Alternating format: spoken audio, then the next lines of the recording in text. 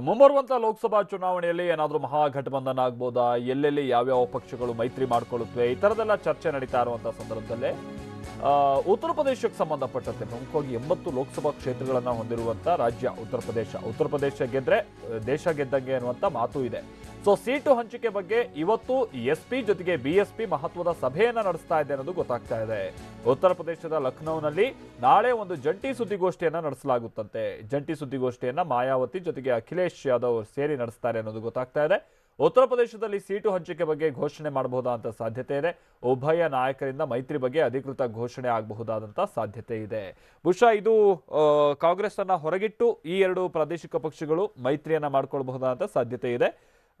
ಹೇಳಿ ಕೇಳಿ ಕಳೆದ ಬಾರಿ ಕಾಂಗ್ರೆಸ್ನೊಂದಿಗೆ ಮೈತ್ರಿಯನ್ನ ಮಾಡಿಕೊಂಡ್ರೂ ಕೂಡ ವಿಧಾನಸಭಾ ಚುನಾವಣೆಯಲ್ಲಿ ಅಖಿಲೇಶ್ ಯಾದವ್ ನಿರೀಕ್ಷಿತ ಮಟ್ಟದ ಫಲ ಸಿಗಲಿಲ್ಲ. ಅವರಿಗೆ ಅಧಿಕಾರ ಕಳೆದುಕೊಂಡಿದ್ದಲ್ಲದೆ ದೊಡ್ಡ ಮಟ್ಟದಲ್ಲಿ ಬಿಜೆಪಿ ಗೆಲ್ಲೋದಕ್ಕೂ ಕೂಡ ಸಾಧ್ಯ ಆಯಿತು.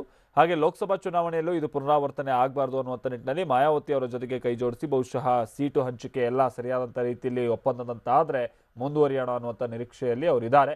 ಇದಕ್ಕೆ ಸಂಬಂಧಪಟ್ಟರೆ ಇವತ್ತು ಬಹಳ ಸಭೆ ಸೇರ್ತಾ ಇದೆ. ನಾಳೆ ಇದಕ್ಕೆ ಸಂಬಂಧಪಟ್ಟಂಥ ಒಂದು ಜಂಟಿ ಸುದ್ದಿಗೋಷ್ಠಿಯನ್ನು ನಡೆಸ್ತಾರೆ ಅನ್ನೋದು ಗೊತ್ತಾಗ್ತಾ ಇದೆ.